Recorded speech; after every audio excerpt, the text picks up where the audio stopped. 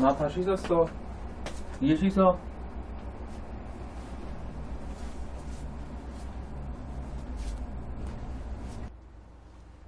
아, 빨리 씻어.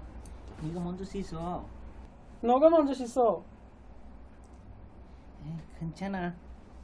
그냥 오늘 씻지 말자. 땀 냄새나. 같은 방송은 나도 생각 좀 해줘.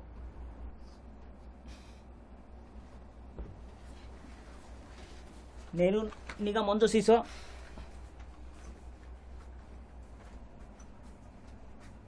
어디 보자. 내일은 뭐 입을까? 내일은 이거 입을까? 내일 10시에 출발해? 그래야지 12시 전에 도착하지. 우리 내일 서울 도착해서 밥 먹고 움직이자. 그래.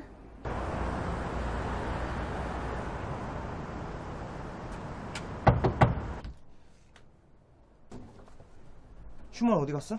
씻으러 가세요. 내일 별일 없지? 9시까지 출근해. 내일 일요일인데요? 야, 일요일인 거 모르냐? 급하게 납품 주문이 들어왔어. 월요일 아침까지 보내야 되니까 슈먼한테도 말해놔. 네. 이게 뭐야?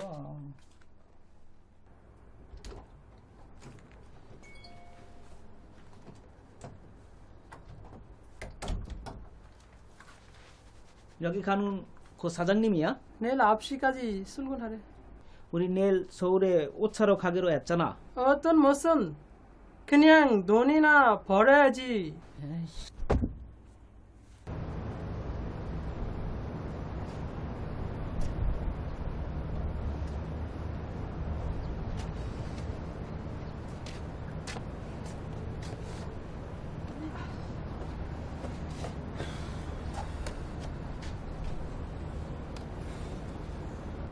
이게 뭐야? 일요일인데도 쉬지 못하고.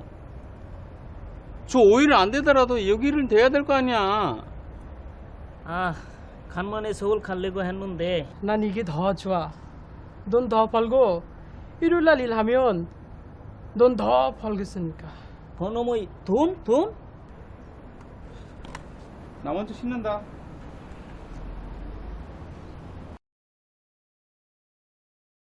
슈먼, 연아, 로빈. 자, 다들 한 달 동안 고생했다. 다음 달에도 잘해주고.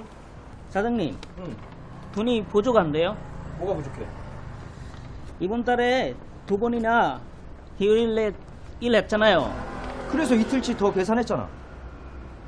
내가 미리 계산해봤는데 이 돈 아니에요. 야, 뭐 그거 다 따지고 있어. 지금 공장 어려운데.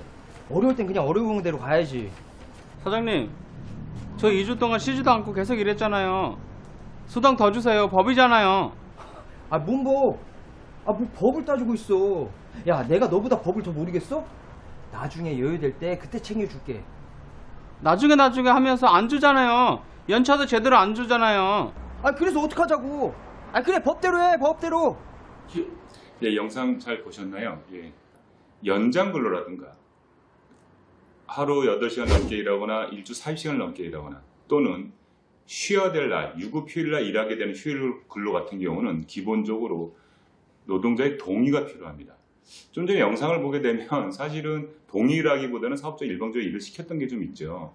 그러니까 이렇게는 원래는 하지 못합니다. 원칙적으로는 원래 정해진 시간 외에 연장 근로라든가 휴일 근로는 노동자의 동의가 있어야지만 된다는 걸 꼭 아셨으면 좋겠습니다. 그래서 불가피하게 일을 하지 못할 때는 어떤 일 때문에 못한다라는 것들 명시적으로 얘기를 좀 하시는 게 좋을 것 같습니다.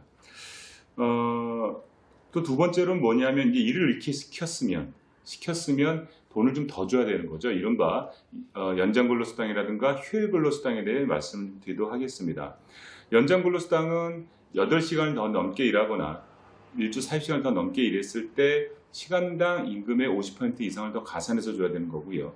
휴일 근로수당은 뭐냐면 유급 휴일날, 예를 들어서 일요일이라든가 공휴일이라든가 일을 하게 되면 기존 받던 임금의 8시간까지는 50% 임금을 더 줘야 되고 8시간 넘어서는 100% 임금을 더 줘야 됩니다. 이것이 연장 근로수당과 휴일 근로수당입니다. 지금 이 영상을 앞에 보게 되면 이런 말을 하죠. 2주 동안 한 번도 쉬지 못했다. 그죠? 그럼 기본적으로 뭐 토요일 근무도 좀 했을 거고 일요일 근무도 좀 했다는 겁니다. 그러하면 토요일 날 근무했던 거는 연장 근로수당으로 해서 1.5배를 좀 받아야 되는 거고 일요일 날이라든가 주일에 일했을 경우에는 8시간까지 1.5배, 8시간 넘으면 2배의 임금을 더 받으셔야 되는 것들입니다. 또 마지막으로 월급 명세서를 받지 않습니까? 그 월급 명세서는 이제 법이 작년 11월서부터 좀 바뀌어서 다 지급해야 됩니다. 또 월급 명세서는 어떤 것들이 나와야 되냐면 어떤 항목으로 돈을 받느냐, 또 어떤 이유로 그 임금이 공제되느냐 이게 나와 있어야 되는 거고 임금을 받는 항목에 대해서 어떠한 계산 방식으로 임금 받는지가 정확히 나와 있어야 되는 겁니다. 예를 들어서 그 영상에 보게 되면 2주 동안 계속 일을 했다 그러면 토요일에 연장 근로수당 그리고 그 일요일에 했던 휴일 근로수당이 몇 시간 했고 또 시간당 임금이 얼마이고 이런 것들이 임금 명세서에 있어야 되는 것들입니다. 아마 저 영상으로 봤을 때 추정컨대 그것이 제대로 되어 있지 않지 않았나 생각을 좀 합니다.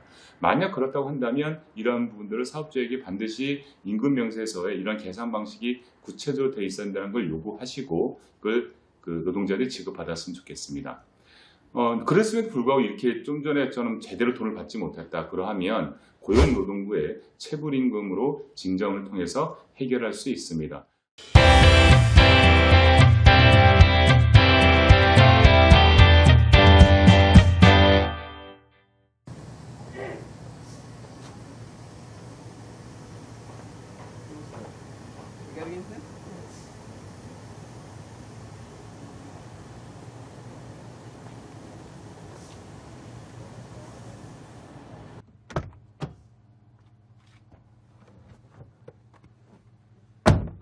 야, 이 차 산 거야?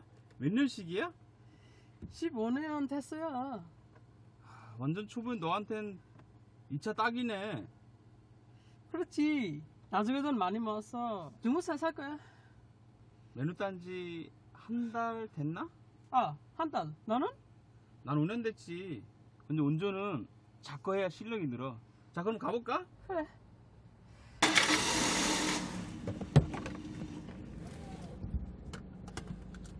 안전벨트 매야지. 아, 네.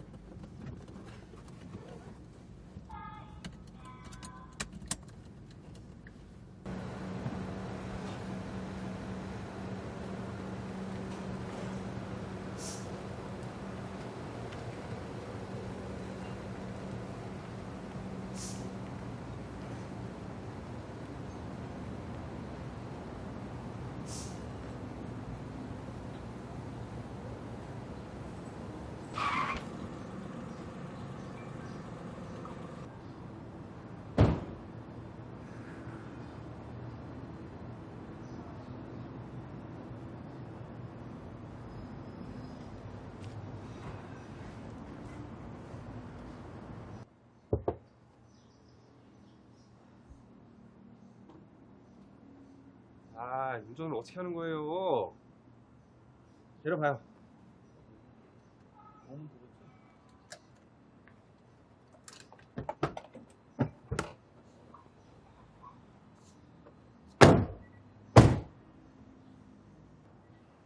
이거 봐요. 다 긁혔잖아, 이거. 어떻게 할 거야? 한국말 할 줄 알지? 한국말. 네, 알아요. 아, 어떻게 할 거야? 다 긁혔잖아, 이거. 죄송합니다. 아니, 아저씨가 잘못한 거잖아요. 내가 뭘 잘못해? 니네 와서 박은 거지. 운전 똑바로 못해? 진짜. 초보네. 면허 있어? 아니, 누가 매너 없이 운전해요. 우리가 좌회전하는데 아저씨가 밀고 들어가서 부딪힌 거잖아요. 너네가 갑자기 쓰니까 내가 부딪힌 거 아니야. 아저씨 매너 없어요? 안전거리 지켜야 하는 거 몰라요? 아, 진짜 별게 다 귀찮게 하네, 진짜. 아, 수리비 줘. 바빠. 수리비야? 수리비가 우리가 왜 내요? 아저씨가 내야지. 야, 너 블랙박스 있지? 블랙박스 다 찍혔으니까 그거 보고 확인해요.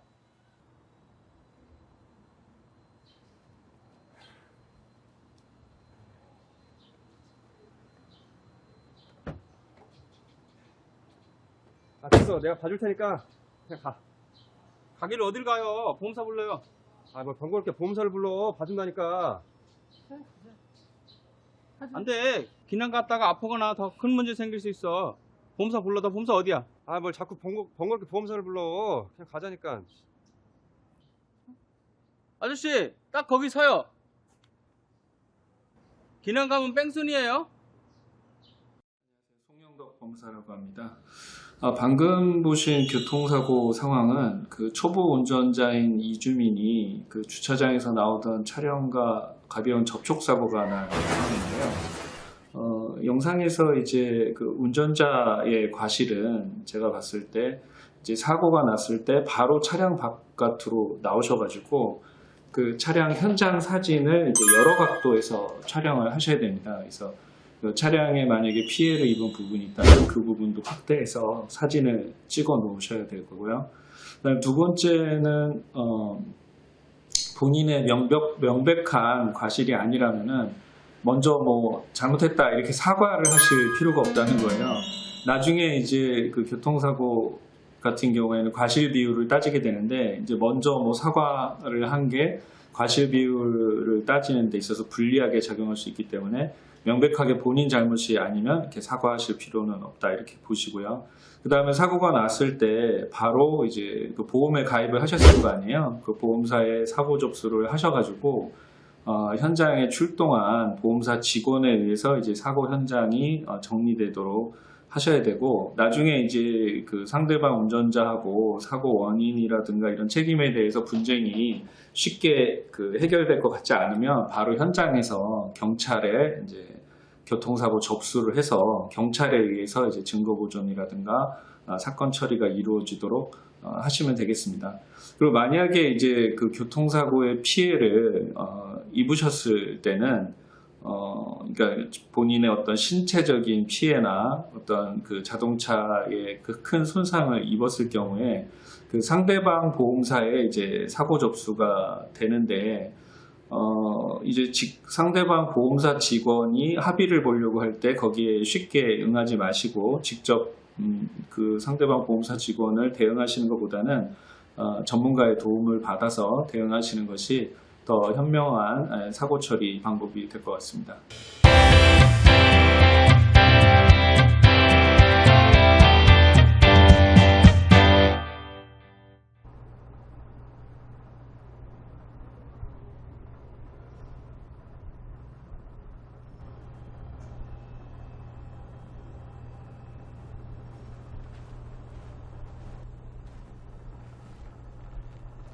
아직도 못 구했어?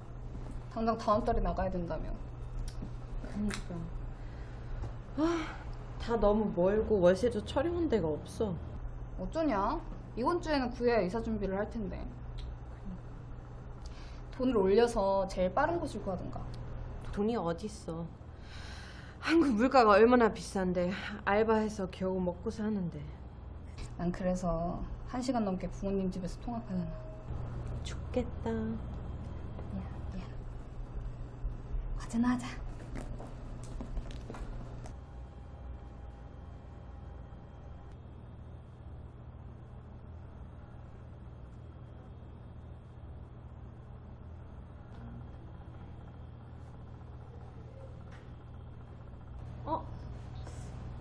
여기 괜찮네.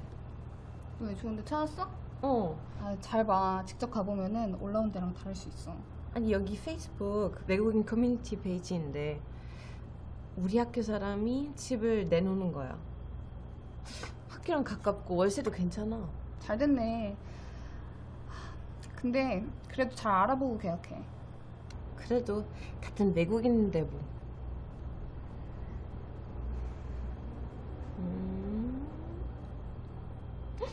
연락 왔어.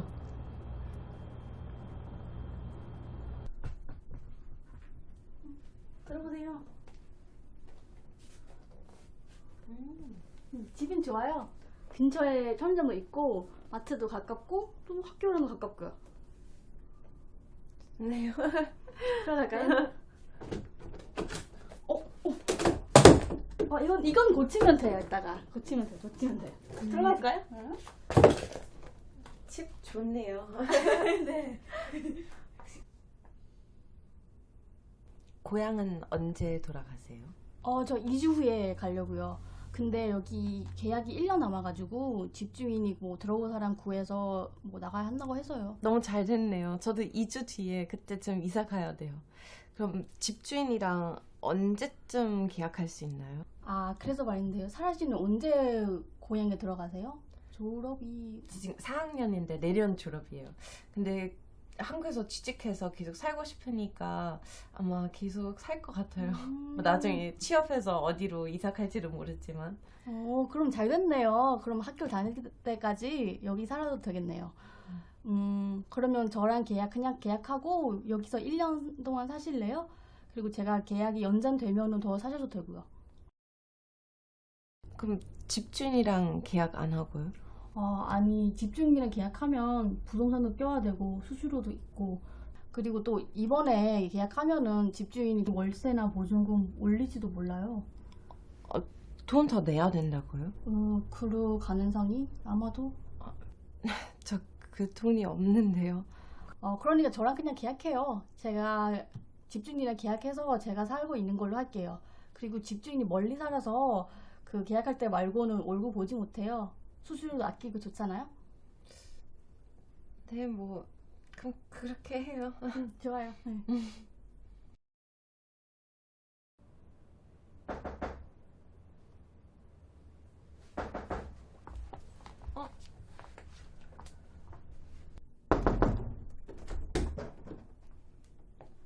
누구세요? 집주인인데요.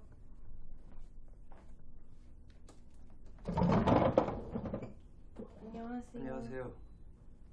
여기 사는 아가씨 없어요? 제가 여기 살고 있어요. 아니, 여기 살던 아가씨요. 친구예요? 누가 더 살면 얘기를 해줘야 되는데 관리비도 더 내야 하고. 친구 아니에요. 그분 작년에 고향으로 돌아가셨어요. 제가 그분이랑 계약했어요. 1년간 살기로 했고. 아니, 집주인 모르는 계약이 어딨어요. 이거 불법이에요, 불법. 불법이요? 외국인이라서 잘 몰랐나 보네. 진짜 그 아가씨 자기 나라로 갔어요? 응. 아가씨 집을 비워줘야겠는데. 집 나가야 된다고요? 아니, 저 아직 6개월 남았어요. 전에 살던 아가씨가 1년 동안 월세를 안 냈어요. 그래서 보증금으로 다 까서. 제가 보증금이랑 월세 다 냈어요. 난 받은 게 없는데 뭘 받아요? 사기를 당했나 보네. 난 보증금으로 다 깠으니까 모르겠고 아가씨는 집을 비워줘야겠어요. 나도 방 내놔야 하니까. 제 보증금이요? 제가 계약도 다 썼어요. 그런 계약 소용없어요. 주인이랑 계약을 했어야죠. 그런 사람은 뭘 믿고 그런 계약을 해요? 조금 전에 보신 상황은 이제 저렴한 방을 구하던 이제 유학생이, 그러니까 뭐 중개사를 통하지 않고 이제 직접 방을 구하다가 이 집주인하고 만났다가는 이제 월세라든가 뭐 보증금이 더 올라갈까봐 그 집주인을 만나지 않고 기존의 이제 세입자와 직접 계약을 체결을 해서 살다가 나중에 이제 건물주가 그런 사실을 알게 돼서 지금 보증금을 날릴 수밖에 없는 그런 상황인데요. 지금 우리나라에서는 중개사를 통해서 이제 방을 구했을 때 중개사가 건물주와 직접 건물주 본인을 확인하고 계약을 체결하고 그런 부분이 잘못됐을 때 이제 중개사가 책임을 지도록 되어 있습니다. 그래서 중개사 비용을 아깝게 생각하지 마시고 방을 구하실 때 중개사랑 계약을 체결을 하도록 하시고요. 그 다음 중개사랑 계약이 체결되더라도 보증금이나 월세를 지급하는 그런 계좌는 건물주 본인의 계좌로 이제 보증금이나 월세를 보내셔야지 절대로 다른 사람의 계좌로 보냈다가는 나중에 보호받지 못할 수 있다. 이런 부분을 주의하시고요. 여러분들의 소중한 보증금을 지키기 위해서는 중개사를 통해서 정식으로 임대차 계약을 건물주랑 체결하고 건물주의 계좌로 보증금과 월세를 지급하셔서 본인의 그 보증금을 안전하게 지키는 그런 방법을 선택하셔야 되겠습니다.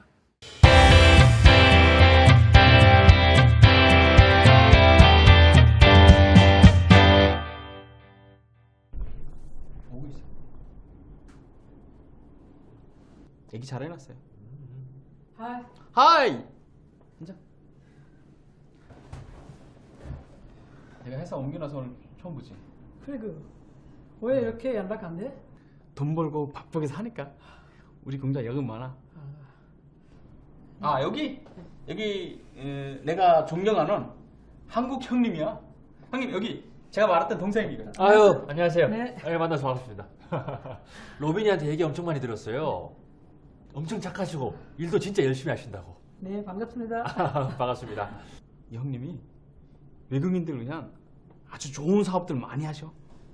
저기 뭐야 이러지 말고 저기 음식 먼저 시키자고. 저 로빈이가 한번 시켜. 아, 네. 여기요.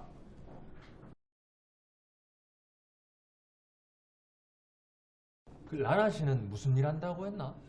가구 공장에서 일해요. 라나 씨 결혼은 했어요? 네, 했어요. 형님, 제 친구인데 그냥 라나라고 하세요. 그럴까? 네네. 그래도 되나? 저 와이프는 방글라데시에 있고. 네, 방글라데시에서 딸이랑 같이 있어요. 아이고 참 많이 보고 싶겠네. 아이도 있으니까 돈도 많이 벌어야 되겠고. 그렇지요. 그래서 이 친구가 야근도 하고 열심히 해요. 참 훌륭하네. 이 외국에서 살기가 쉽지 않을 텐데. 네, 감사합니다. 오늘 저기 로빈이 친구도 만났으니까 내가 살게. 정말요 형님? 잘 먹었습니다 형님. 네. 얼마입니까? 6만 원입니다. 6만 원. 감사합니다. 네, 잘 먹었습니다.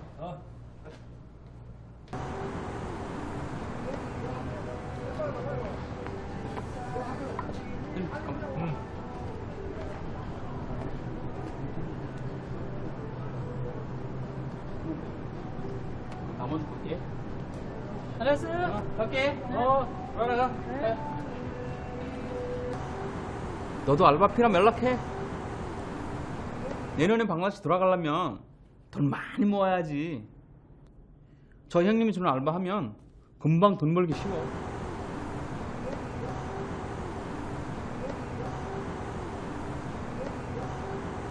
형님이 외국인들 알바비를 줘야 해서 현금을 뽑아야 하는데 은행 갈 시간이 없대. 믿을만한 사람이 필요한다고 해서 너 추천해줬어. 돈만 대신 뽑아오면 알바비 주실 거야. 알바비 많이 줘, 많이.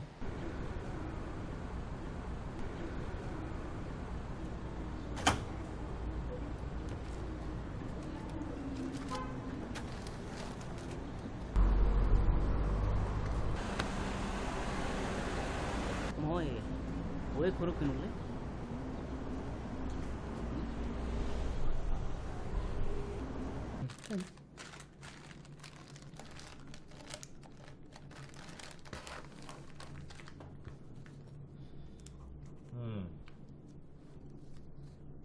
아유 동생 여기까지 오라고 해서 미안해.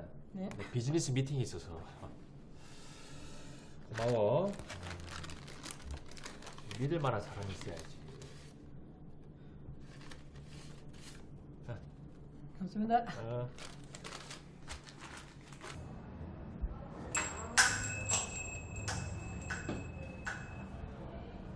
너 무슨 알바 할 거야? 나도 할래? 내가 소개시켜줄게. 고희양님이 운행하고 문제가 생겨서 일주일만 동전 빌려주면 돈 더 준대. 야, 너 그거 이상해. 보이스피싱 같아. 보이스피싱? 말도 안 돼. 그럼 사람 아니야. 남의 카드로 돈 보고 통장 빌려주고 그게 보이스피싱이지. 네가 공범이 된 거야. 경찰에 가서 자수하고 신고하자. 아니면 너 잡혀가. 감옥 가고 처방 들고. 네, 안녕하세요. 조영관 변호사입니다. 앞서 보셨던 영상에서처럼 다른 사람의 소개로 통장을 빌려주거나 입출금을 대신 해주는 것은 범죄에 연루될 가능성이 큽니다. 특히 최근에 한국 사정을 잘 모르는 이주민들을 대상으로 고액 아르바이트나 손쉽게 돈을 벌 수 있다는 이유로 이런 아르바이트 일자리를 소개해서 피해를 보는 경우가 많습니다. 최근에는 한 이주민의 통장에 큰 돈이 입금이 되었고 이후 연락이 와서 잘못 입금된 돈이니 돌려달라라고 해서 별 생각 없이 그 돈을 돌려주었는데 사실 범죄에 연루되어서 처벌을 받았던 경우가 있습니다. 만약 자기 통장에 잘 모르는 사람의 돈이 입금되었을 때에는 바로 돌려주기보다는 가까운 은행이나 경찰서에 가서 상담을 받는 것이 좋습니다. 무엇보다 잘 모르는 사람들이나 혹은 아르바이트를 이유로 돈을 대신 출금이나 입금을 해주거나 통장을 빌려주는 일은 금융거래법 위반이나 사기죄로 형사처벌에 처해질 수 있고 비자가 취소되거나 강제 출국이 될 수 있기 때문에 매우 유의하시는 것이 좋습니다.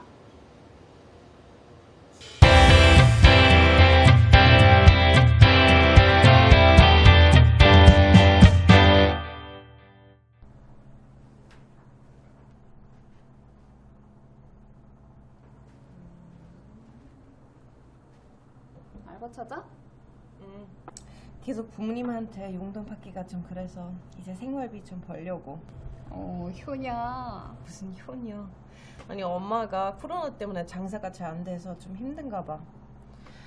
근데 나 알바 해본 적이 없으니까 찾기가 쉽진 않네. 유학생 받아주지도 모르겠고. 줘봐. 내가 또 알바 찾는 데는 귀신이지. 어허, 알바 코인? 잘 부탁할게.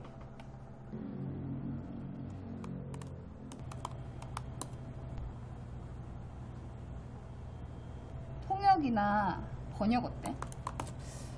그 정도는 한국어 아직 안 될 것 같아. 그러면 제조업은? 좀 힘들어도 돈은 편의점 알바보다 괜찮은 것 같던데. 제조업은 유학생이면 안 될걸? 아르바이트 하면 유학생 조건이 많아. 아 그래? 응. 외국인 유학생 아르바이트.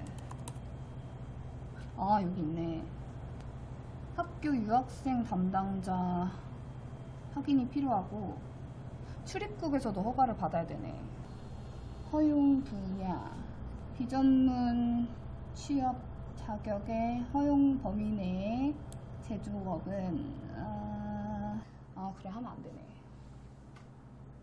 토픽 4급 이상이면 예외적으로 허용된대. 나 3급이야. 이번에 4급 따야지. 주당 30시간으로만 또 하라고 하네. 뭐 알바 하나 구하는데 이렇게 조건이 많고 까다롭냐. 그러게 말이야. 외국인의 삶은 그런 것이야. 이거 봐봐. 여기 알바 구한다. 근데 유학생도 가능할까? 한번 해봐. 해줄 수도 있잖아.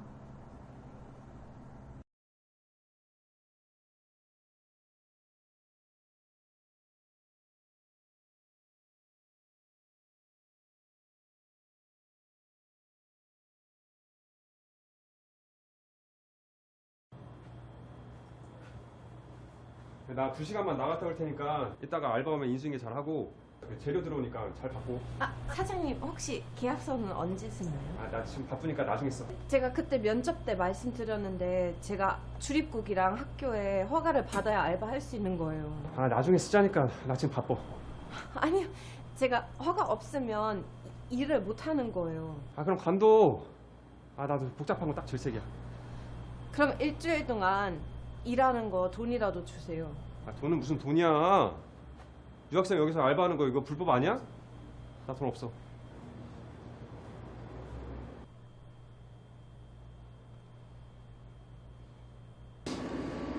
앞에 영상을 좀 보셨는데 이처럼 미리 일하기 전에 근로계약서를 작성하고 이걸 법적 절차로 신고를 하고 일하시는 게 좋습니다.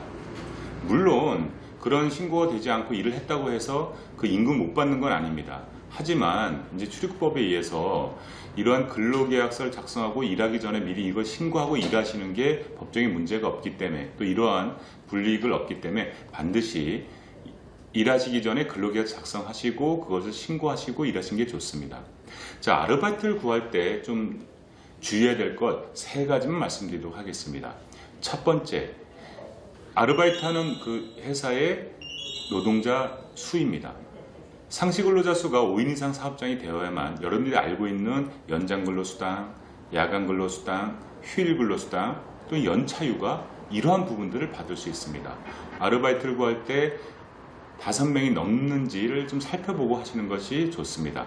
두 번째로 일주일에 일하기로 했던 시간을 몇 시간으로 계약하냐가 중요합니다. 무슨 말이냐면 최소 일주일에 15시간 넘게 일을 하는 근로계약이어야만 퇴직금을 받을 수 있습니다.